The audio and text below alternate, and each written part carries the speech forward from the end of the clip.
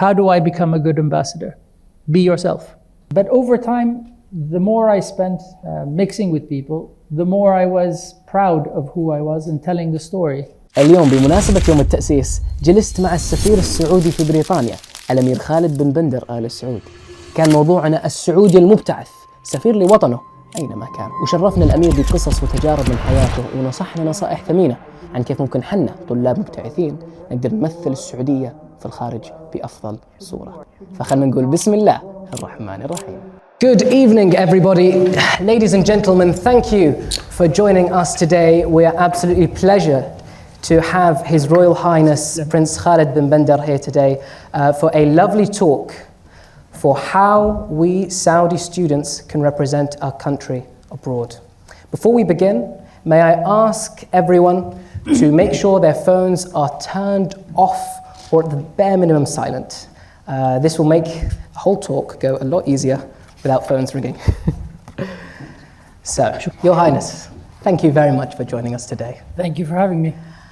3 years ago, I was sitting with a Mr. Faisal al-Duwish in the King Abdullah Humanitarian Foundation. And as I sat with him, he asked me a question. He told me, Muhammad, do you know what the most valuable asset the kingdom has abroad? And I asked him, what?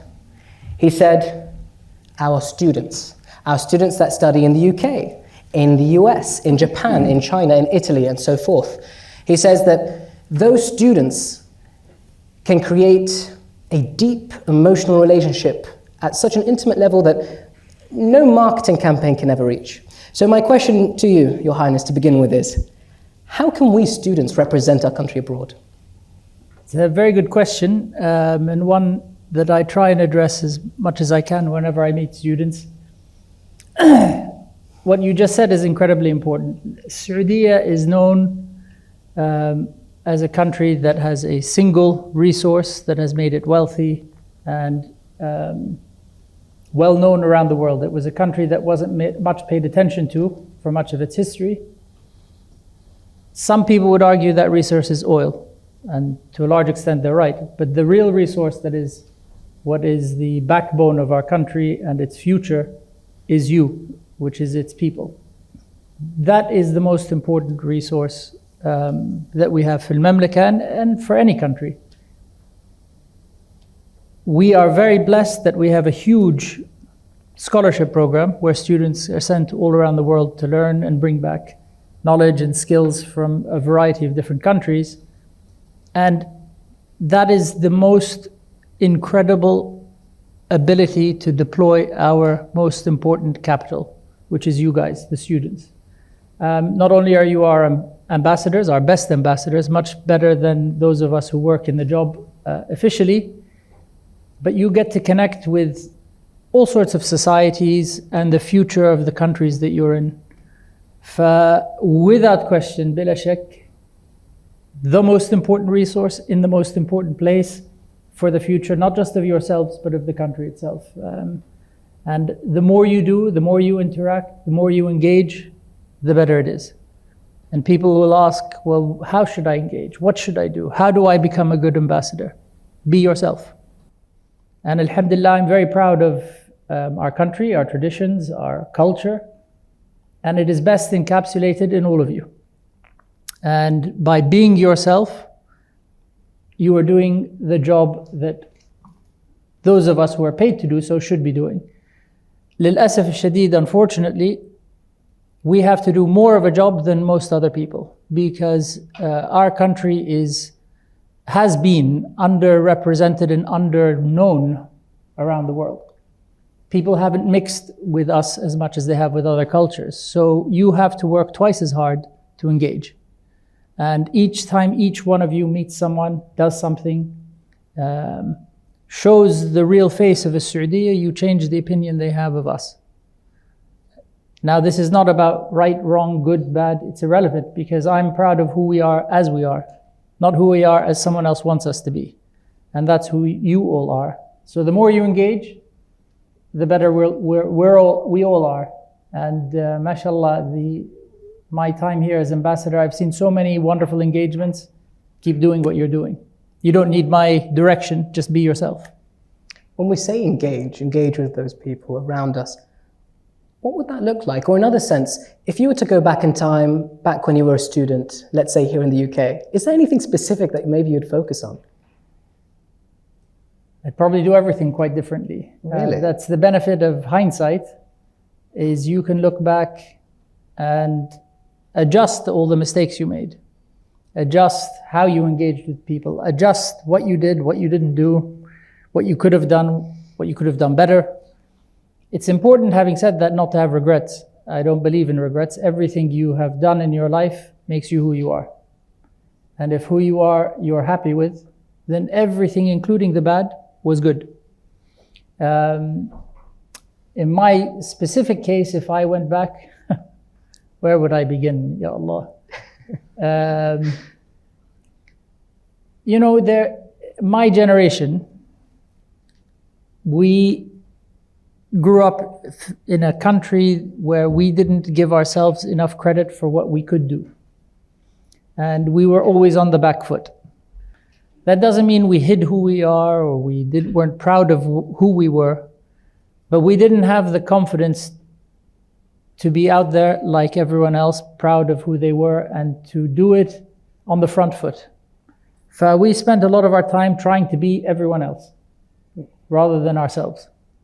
And exactly as I told you, you should be you, not someone else. And it took a long time for me to have the confidence. When I was at university, I was one of three Saudis in the whole university. One was a graduate student, so he was only there for a few months while I was there, and the other was an undergrad in my year. So there was no one to rely on. There was no Saudi student club.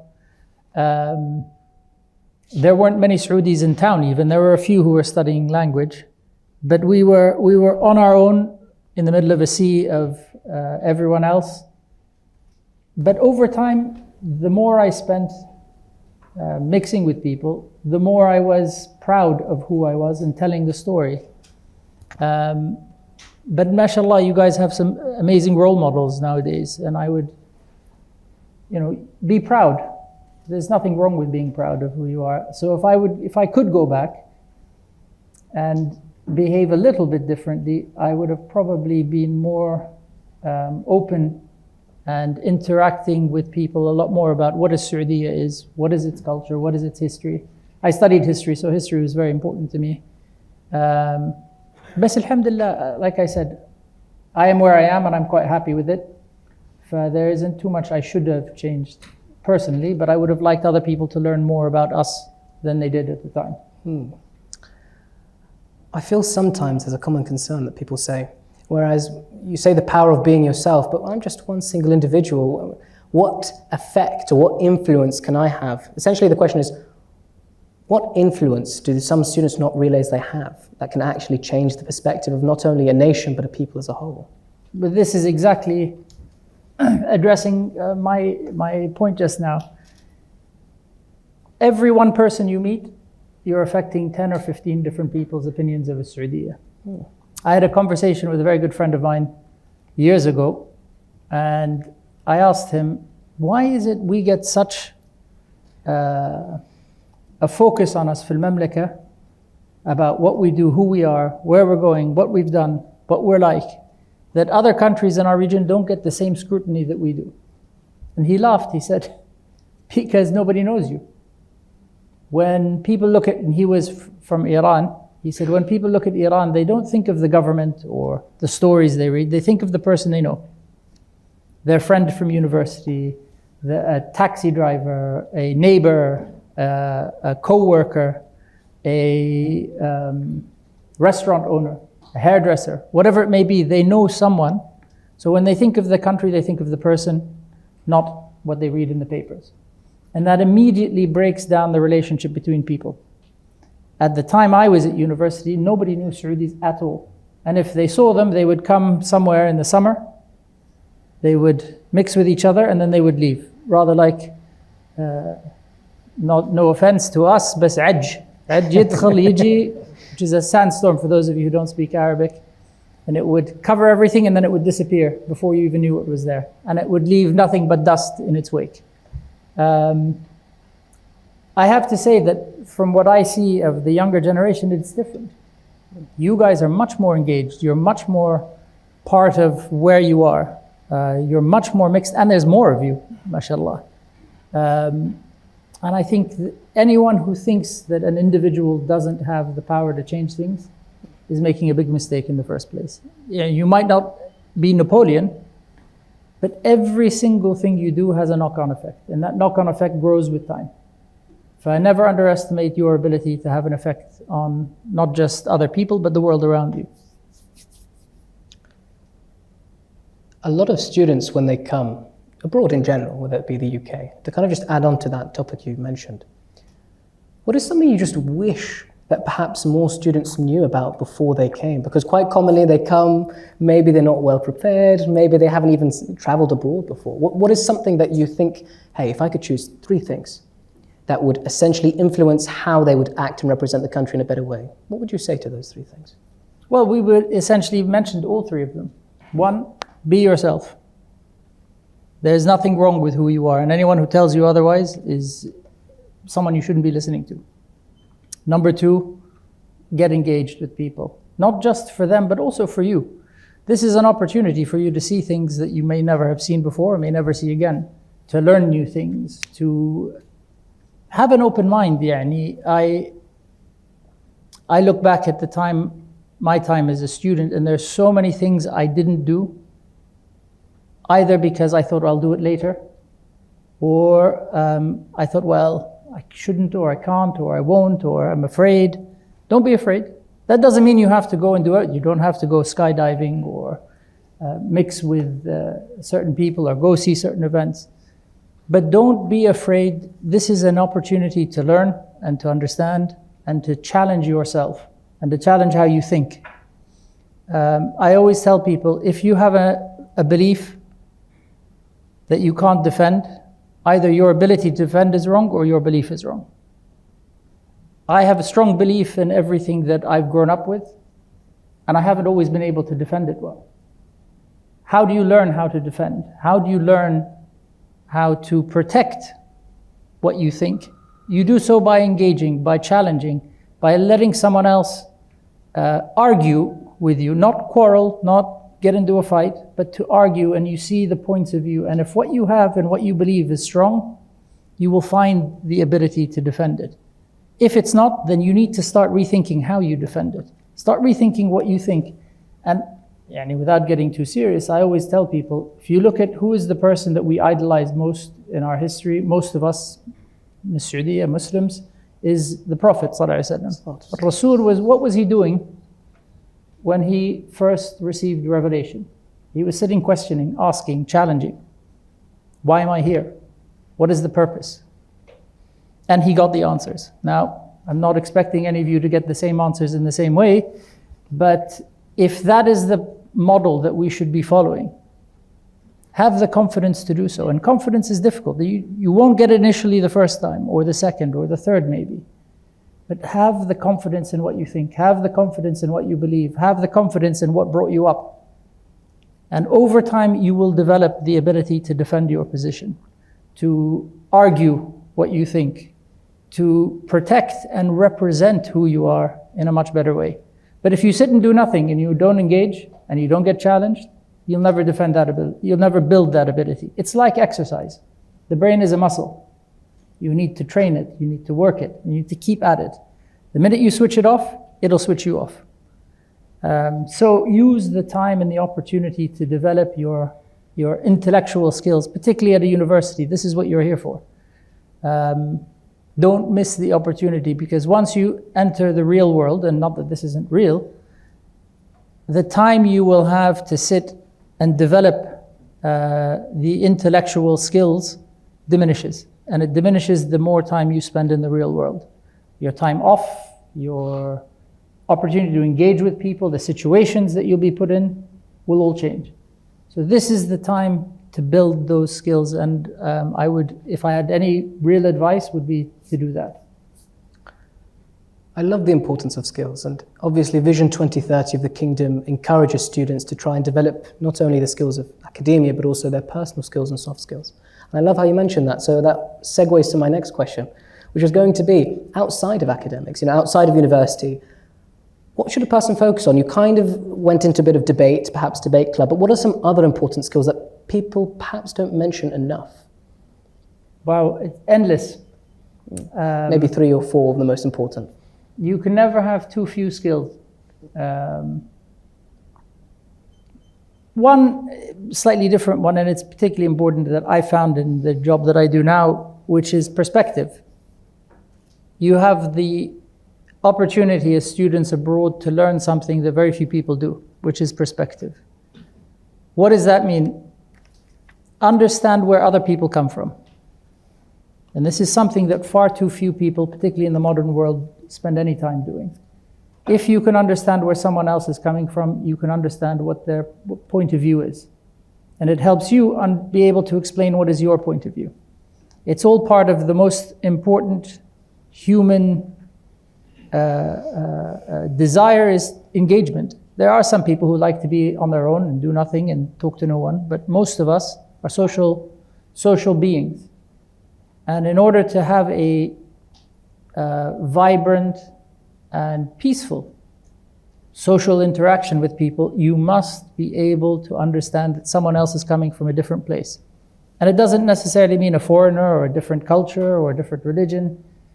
Your fellow students from the same country, the same region, your siblings, your brothers, your sisters, your parents, try and get into their head and understand where they're coming from.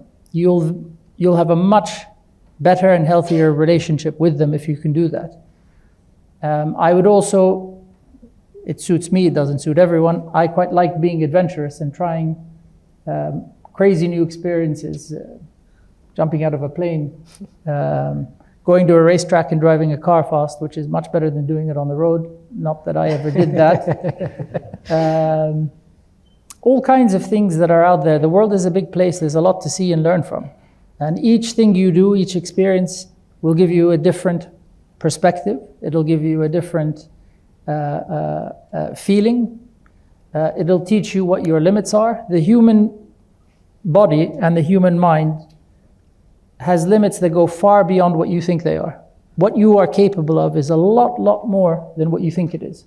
But you only find that limit by pushing the limits. Now, I'm not suggesting you do really crazy things like jumping out of a plane or driving too fast or thrill-seeking necessarily, but you can push your limits in a huge number of ways. See how many books you can read in a day or a week or a month. How many new people you can meet. How many new conversations you can start. How many new subjects you can learn. How many languages you can learn. All of these things are amazing opportunities that you have. I know you don't think you have time, but trust me, time becomes much more precious as you get older. Principally because you realize there's less of it left in your life. Take the time now to do the things that you might not get a chance to. And if you think of something, don't wait. Don't say, Wallah bukra, tomorrow, I'll do it later. Do it now. If you can do it now, whatever it is. Because there will come a time where you don't have a now to do it. Looking back, let's take a few years behind today. What's a story or an event or just something that happened in your life? I know these questions are a bit tough, but that really molded the way you think, the way you act, your personality, something that's fundamental that you think helped shape who you are. Funny enough, I was with her over the weekend, my aunt Lulwa, Allah ysallimha. She said to me years ago, I was in the private sector at the time, and I was applying for a license for something, I can't remember what it was. I think it was trying to open an engineering company. And I was having a lot of difficulty getting it. Kalam hada is 15, almost 20 years ago. And I got home and she was sitting with my mother. And I was quite angry and frustrated. She said, Ya ibni, what's the problem? And I said, this country is never going to develop. It's never going anywhere. We have silly rules, silly regulations. We're stuck in old ways. It's terrible. It's ضحكت. And she said, the problem is not your country. The problem is you and your generation.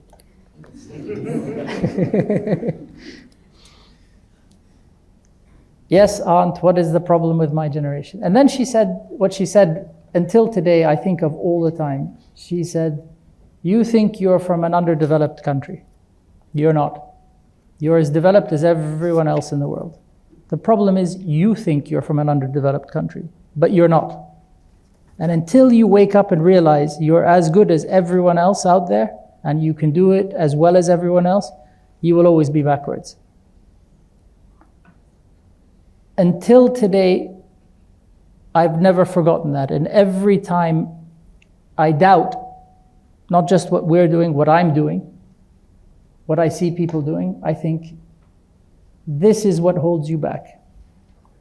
And you only hold yourself back. Now, that doesn't mean that everyone's going to succeed, and everyone's going to be perfect, and everyone's going to have a perfect life, and everyone will be a leader. No, very few actually succeed at the highest level. But everyone can try, and every attempt at trying raises everyone else up around you.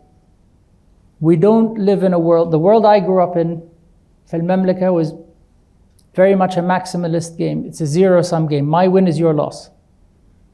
Your loss, your win is my loss. And you're constantly working to bring someone else down so you can go forward. That's not the way the real world works. And if you live in that world, nobody goes anywhere, because one day you gain, one day you lose.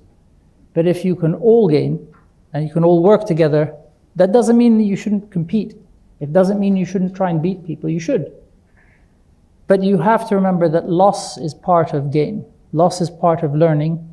Loss is one of the most essential tools that we have to move forward.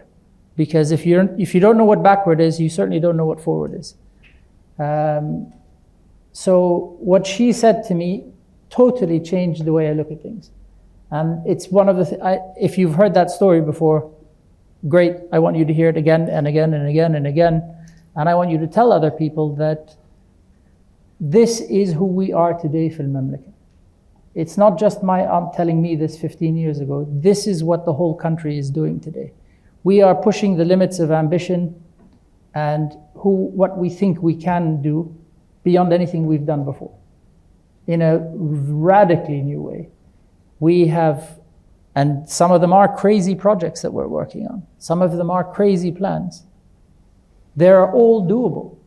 Are they easy? Absolutely not. Most of them are going to be really difficult. And if we can achieve half of what we're trying to, we've done an amazing job. But I'll tell you a story I get asked all the time. Can you really build, a city in a line? Can you really build a ski resort in the desert? Can you really build all these things you're going to build? And I remind people that 6 months, I remember this very well, 6 months before the UK announced a brand new train line from the south to the north called HS2, we announced في المملكة the Riyadh Metro. Today, the Riyadh Metro is fully up and running, and we're planning the next 3-4 lines so we can expand it.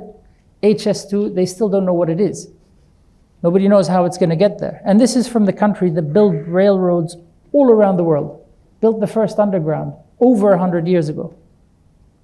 So when people ask me, can we do things that were unexpected? I tell them, absolutely we can. You just have to have the faith in yourself to do so. And if you fail at doing it, stop, reassess, and try and figure out what you did wrong, where it didn't work, why it didn't work, is it actually possible? And then move on to the next project. Take what you've learned, take the failure and turn it into a success. So it's a small, rather silly story, but it can have a huge impact on what we do going forward. And I think it represents the Saudi today. Maybe silly, Your Highness, but it's a beautiful story. On the topic of Old Saudi, I'm quite happy that today in the audience we have a broad mix of not only Saudi Arabians, but also some of my friends from Australia, from the UK, across Europe and the world. A lot of these people don't know what the difference between the old Saudi that they may not have even known about and today. Now, a lot of this change has happened under the leadership of the custodian of the Royal Two Mosques, King Salman, and also His Excellency Crown Prince Mohammed bin Salman. And the incredible work and the incredible change that has happened in such a short period of time. Essentially, how would you describe that change for someone that not only has not been through it, but might not even know what Saudi once was? There are two interesting elements to the question. One, what I tell people generally, is my grandfather went to work on horseback. My father flew fast jets in the Air Force, and my cousin was the first Arab Muslim in space. So 3 generations went from horses to spaceships without batting an eyelid. It wasn't a complicated move in their minds because their generation was prepared and had developed along the way very fast. So the part of the question that is difficult for me to explain is old Saudi, new Saudi, because there's no such thing. There's just Saudi. If you go back 100 years, that was old Saudi, but it was old Saudi to everyone who came in the 100 years after. Between me and 100 years ago, there are 3 old Saudis or 4 old Saudis. There's a constant change in evolution. If you go back 200 years, it's different again. And there are 2 elements here that I think are really critical, particularly why we're gathered here today celebrating Yom al-Ta'sis, Founders Day. To make the assumption that what we're doing is better than what someone else did before us is arrogant. But to also stick to what everyone else was doing and not develop and change is also stupid. But with every change, something is lost. And that's nature. There's nothing you can do about that. As we move forward, things evolve, things change, things develop that are new, and old things disappear. What some people have done in some countries as they have changed and grown and developed is they've forgotten about their past. Now, if you don't know where you're coming from, you don't know where you're going. You lose your rudder and you become something else. The old Saudis of the past and the new Saudis that have replaced them in the last 100 to 200 years have always done an amazing job of keeping tradition. Now, what is tradition? Tradition is not old. Old is old. Tradition is taking what was and applying it to you today. So a traditional mutabbag is not cooked in a desert oven, it's cooked in a modern oven, but it's still mutabbag. That is traditional. Old is cooking it like they did 100 years ago, before there were ovens. There is nothing wrong with being old, if that's what you want to do. It's just not as practical as being modern. There's also nothing wrong with not eating mutabbag and cooking a hamburger. That is modern. You can do both. But if you keep your traditions and you evolve them to develop where you're going, you don't totally lose who you were. And this is something that is incredibly important. Now, you may decide you don't like traditions, and you don't like who you were, and you want to be someone else. Salamatkum, you're welcome to do that. But the country as a whole sees its tradition, its history, its culture as incredibly important. Something not to be lost. And it is why Founders Day, Yom al-Ta'sis, is important. It's why you're seeing a big focus on history, traditional clothing. وعلى فكرة, I would have come wearing my thobe, but I came from another event. At home I wear my thobe because one, it's more comfortable than a suit. But also I feel proud when I put it on. I speak to a lot of my younger cousins today and I tell them, why aren't you wearing a thobe? وين شماغك? And they look at me and say, you're so old-fashioned. I'm not old-fashioned, but I'm proud of who I am and what I am. You don't have to wear it, but you look kind of stupid. And there was always something nice when I used to go back to المملكة, everyone dressed in their traditional dress, in our dress, what we're proud of. It's not worse, it's not better, it just is what it is, and nothing wrong with that.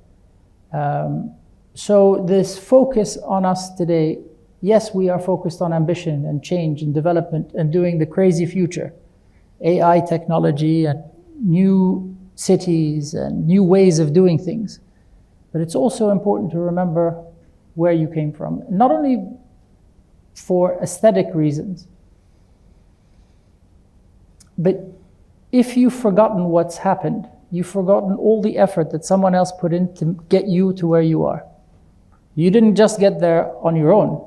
A lot of people suffered and worked and persevered and made changes and put themselves on the line to get you to where you are. You should also do the same for the next generation. But if you've forgotten what someone else did for you, you have no respect for what you have. And I've seen that many times. I remember another story from my mother watching television. This is a few years ago. Young Saudi lady who was working in a bank, and she was very young, mashallah alayha, and she was being interviewed on Saudi television, and she was saying, you know, this is such an honor to be working in the bank. It's great. We're doing new things and changing the country, but it's not enough, and we need to do more, and the country's going to stay backwards. It's very similar to what I was saying to my aunt. And my mother was watching. I would have thought my mother would have said, mashallah, look, this young girl, she's breaking barriers. She said, silly girl. She has no idea what we went through so that she could have the job she has. And she doesn't respect the effort that other people put in to get her to where she did. Now, both are extreme perspectives, but both are important. So always appreciate the past and take it with you as you move on your journey forward. I think that's very important. As again, someone who studied history, history for me is incredibly important, and it's wonderful. The stories, the experiences, the mistakes that people made, learn from them. They're real mistakes. They're real failures. And I always highlight to people who say, yeah, but failure is so bad, it's dangerous. And I remind them, Al-Malik Abdul Aziz created modern Saudi Arabia. He failed 3 times to take Riyadh. If he turned around after the first one and said, that's it, I'm done, who knows where we would be today? Maybe a better place, maybe a worse place, Allahu A'lam. But he didn't stop. He kept trying, and he found a better way and a better way and a better way until he succeeded. And then he pulled off the undoable. So always look back, but always look forward. If you can do both, you're doing well. A lot of us know a lot of the lessons of history, especially from a Western perspective, but on the topic of Saudi history, is there one lesson that you think is quite key that perhaps we can learn from today in any regard? That's a very good question. Because we always hear about Napoleon, we always hear about King Henry, but I'd love to hear. There are no less great people in our culture, in our history. Part of the reason you hear a lot more about I was thinking of a funny story actually when you said Napoleon. A very good friend of my grandfather's, Dewey, was sitting with my grandfather and he said, sir, your father was a great man, but not as great as everyone thinks. What do you mean? You know, he did an amazing thing unifying Arabia and creating a country. But of all the places in the world he chose, why here? And it makes me laugh. But what was he blessed with thereafter? We had oil, we had lots of wonderful things that are ours.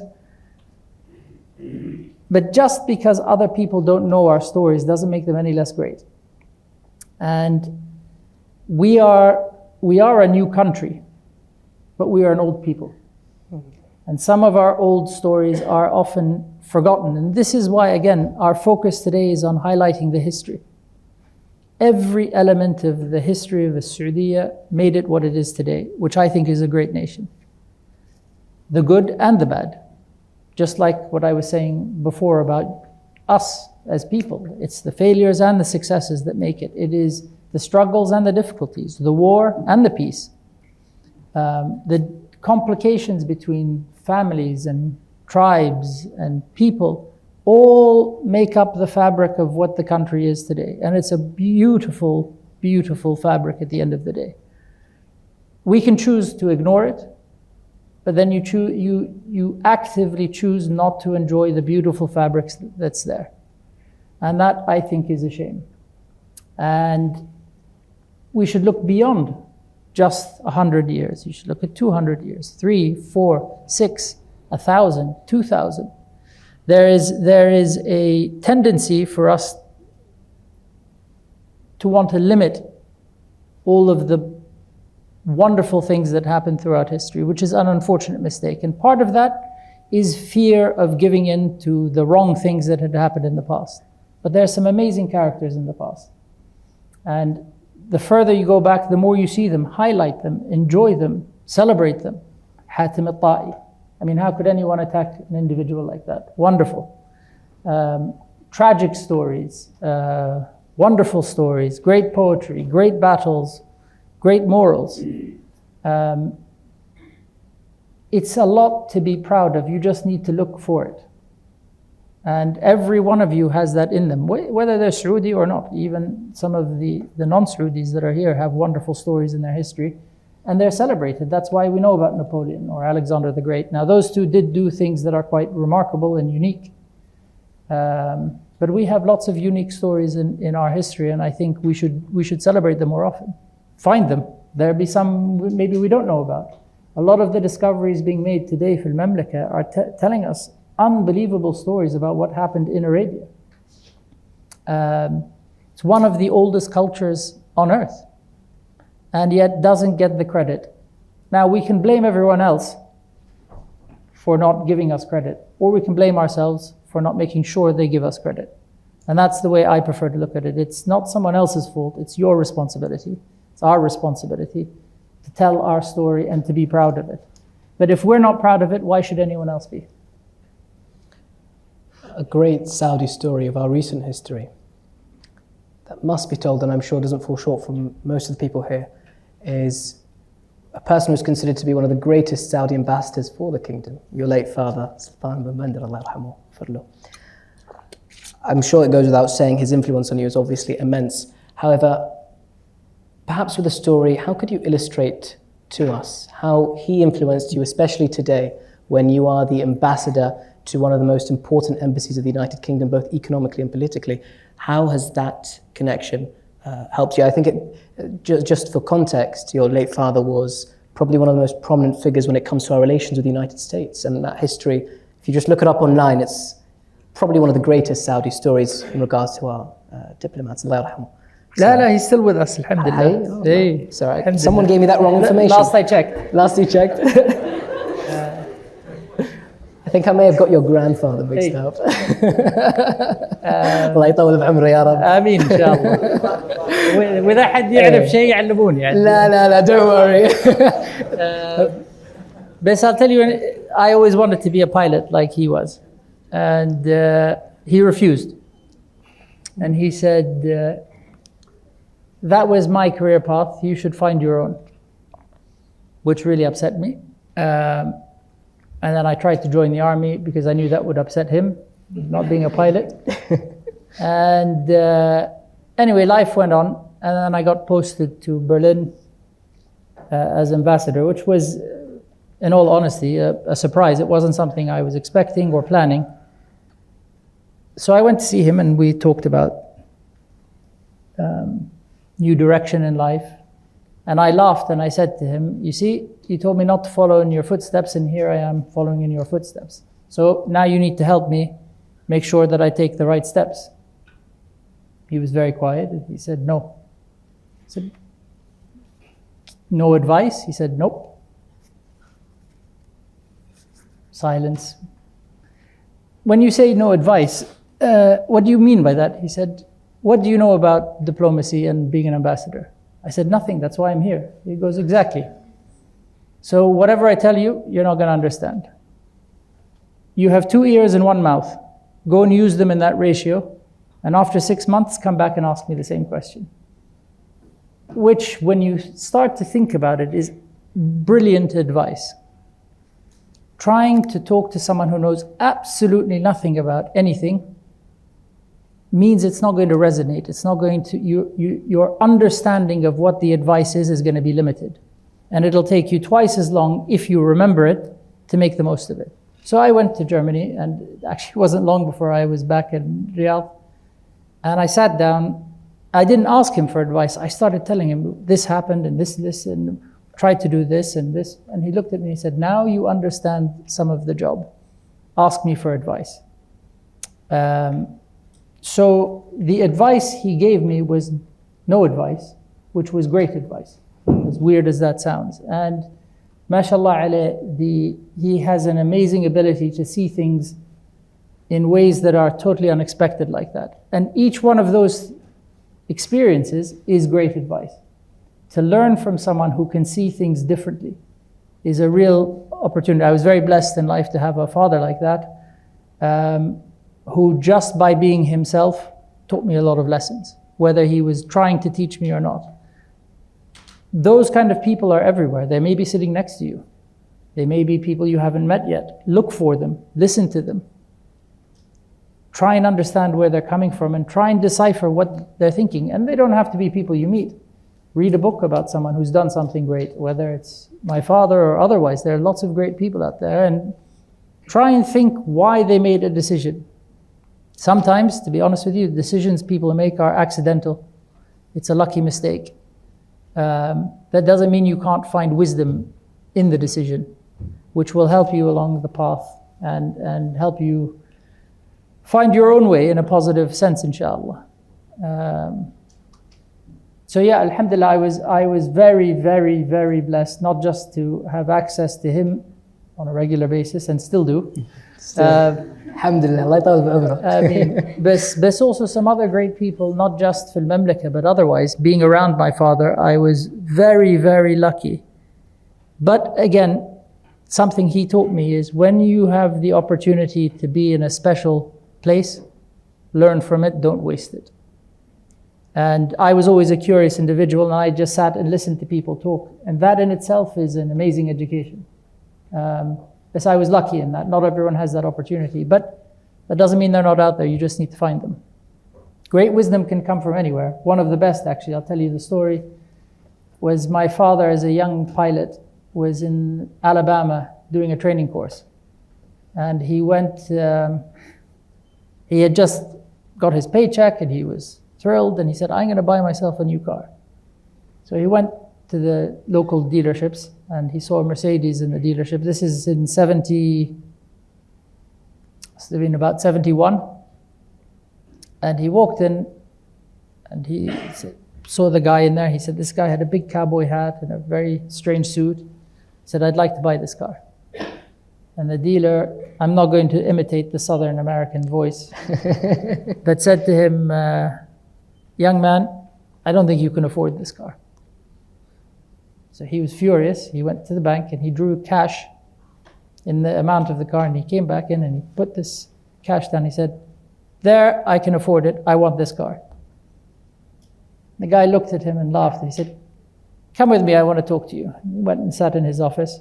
He said, young man, you've just reminded me of a lesson my father told me when I was your age. Firstly, I'm not from Alabama, so the accent is not real. I'm from New York, and I'm Jewish. So when I moved here, I decided to become a Southerner so I could fit in. And my father taught me when I was a young man to keep your words soft and sweet, because you never know when you have to eat them. You just made me eat my words and reminded me of my father, so thank you for two things. That kind of experience, again, changes the way you think, and it's a lesson learned from a car salesman. So there is wisdom and learning opportunities everywhere if you choose to look for it. Thank you very much, Your Royal Highness. Now we're going to be taking some of the questions from the audience. Here's a question to begin with. What is Vision 2030? I feel like a lot of people can hear that abroad, but perhaps not really understand not only what it means, but what changes does it have to the kingdom as a whole? Huge changes, because it has crystallized a point for us to hit targets towards. All countries evolve and change naturally, and some decide to put targets that they want to hit. Your targets give you a firm deadline, and one thing I've noticed about us, I don't know if you are the same, I was certainly as a student, I don't work well without a deadline. And so I was always the guy 3 hours before my tutorial, still writing my paper, trying to get it in on time. And yes, some of them were handwritten in my day, so. No ChatGPT. للأسف الشديد. And so it gave us a target, and a target within which we could show real ambition. We could have said we're going to do what we're doing by 2060. We wouldn't have started moving until 2050. But by making it a short target and putting pressure, you start to push the boundaries of what you can do. But Vision 2030 isn't the end, and it's not the beginning. It is part of the evolution we've been on since the foundation of the country. It's just a crystallization of when we need to get things done by, to help us along and say, we have a deadline, we need to get it done. And to spark ambition in your generation. My generation is a lost cause, للأسف. Your generation now has a spark. And I hope that you look at some of the things that we've already begun achieving and to say, yes, we can do it. We can get there. We can do things that nobody believed we could. Without setting that deadline, it's difficult to highlight that. And so Vision 2030 is about creating the spark in your generation to do more for the next one. But we're already working on Vision 2040. We're working on Vision 2060. All of these things are part of a constant plan to focus on where we're going, but where we've been, but also to make sure that we keep moving, because if you start standing still, you start falling behind. And if you stop thinking about how you're going to do things better, you don't learn the lessons from what you didn't do well. So by giving us these targets, it helps us assess what we're doing, but it also helps move us along towards a target. And at the total basic element of Vision 2030 is a very simple one: quality of life. And quality of life for everyone في المملكة. The problem with it is, once you start thinking about what that means, it has no end.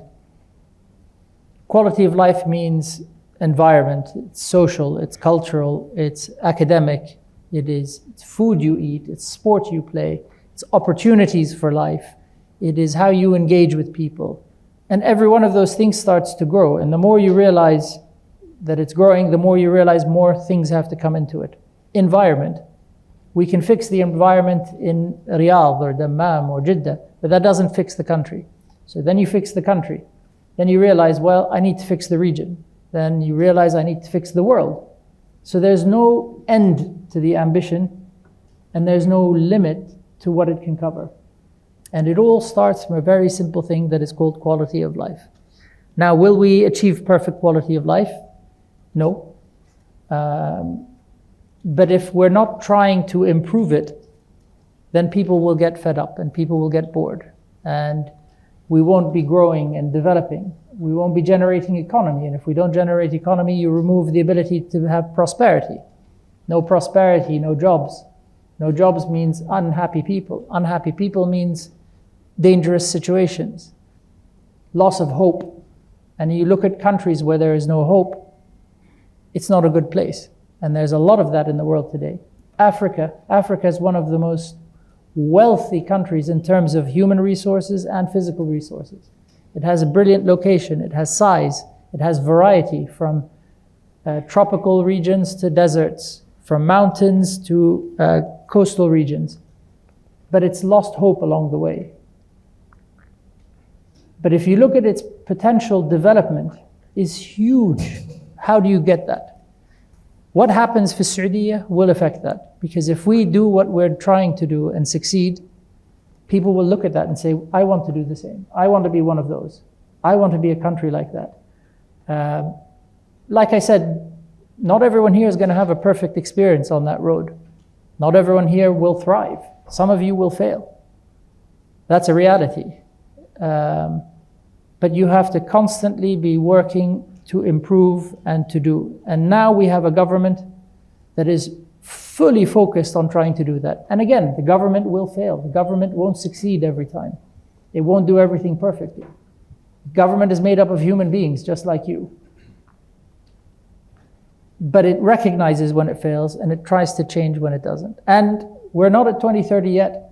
People are already judging us as if we finished the process. It's not finished. It's just the beginning of this evolution of ours. It is nowhere near done. There's a lot more to do, and we will continue doing it. But sometimes you have to have the ability to say to yourself, I did a good job. I did well. I have to appreciate what I've done and what I've achieved, but I have to do more to keep going forward. If you don't appreciate what you've done, you lose the impetus to do anything better going forward.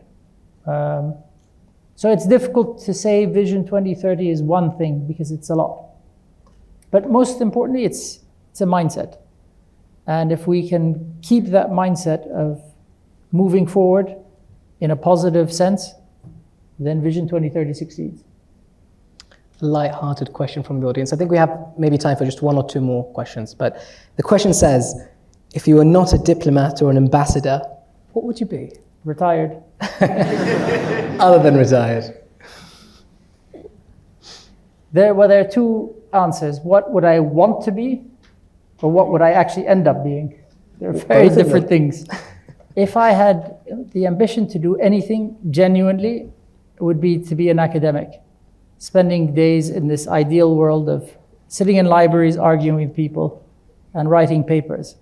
Unfortunately, I didn't have the patience or the intelligence to do that, and so that was never going to happen. But I think I still hold the same ambition that I mentioned earlier. I would have loved to be a fighter pilot. That would have been, still is, and I've had the lucky opportunity to fly in some modern fighter aircraft. Absolutely loved it. There is no cooler thing in the world. It really, really is an amazing experience. And if I had my way, I'd go back and do that and replace what I'm doing any day. I think this is going to be our last question, and perhaps a bit of a philosophical one. However, what's one lesson from diplomacy that applies to the everyday human life? Take your time. Funny enough, a lot of the things that we've already discussed, and to be successful in diplomacy, you've got to understand not just your host country. So for me, it's here in the UK, because if you can't understand the people you're engaging with, you're not going to engage very well. You won't be able to put your perspective across very well. And an interesting job I had for a brief amount of time, after the 11th of September, I was working in New York. And طبعا it was a disastrous event, chaotic time. And my father, who was still in Washington, called me and he said, I need you back in Washington, both as my son, but also I need you to work with me. And what did he ask me to do? It was a very interesting job. My job was basically a glorified translator. And I sat in some very important meetings about some very important things as what we learned about September 11th was unfolding.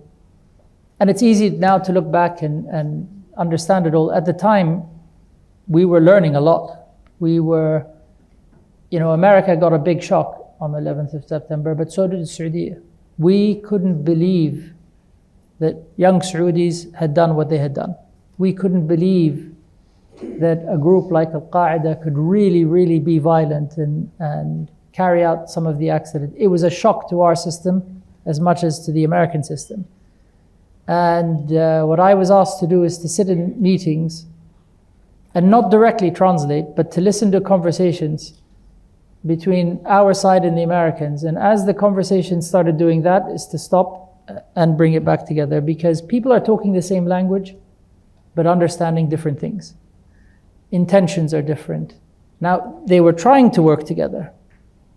And the period was so important and crucial to make sure that everyone was working on the same page, that my job was to say, stop. What are you trying to say?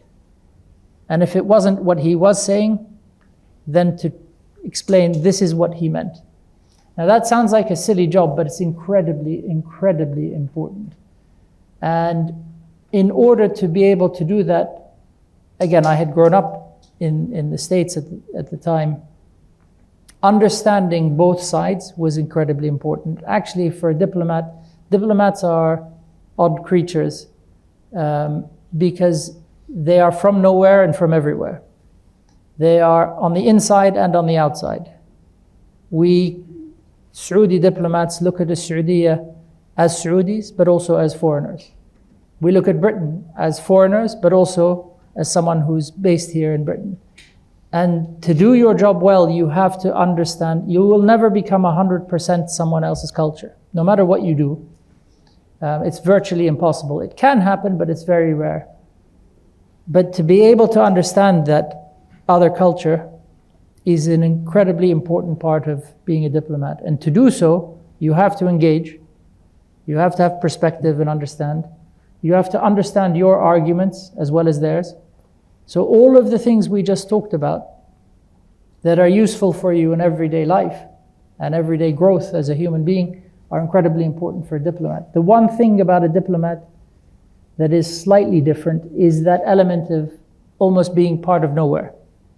And that is a difficult place for a lot of people to be. So any of you who are thinking about the world of diplomacy, think about what that means, not just for you, but for your family, your children, your husbands, your wives. It is a very demanding world on someone's personal life.